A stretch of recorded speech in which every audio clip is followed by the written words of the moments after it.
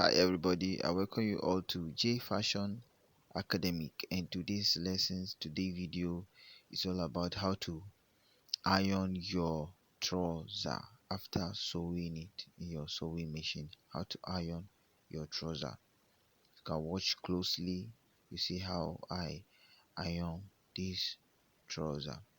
You turn the trouser from the inside and open it where you sew, where you stitch. You open it and you split a little water and you start ironing.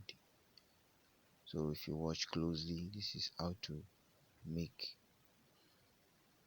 iron your trouser. And don't forget to also like and subscribe to my YouTube channel if you find this video interesting.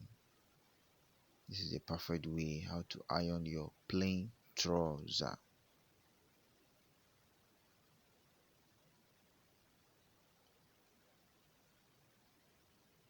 You will take your time and do it gradually.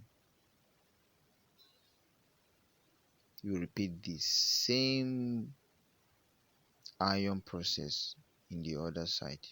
After that, then you turn your trouser and iron it properly.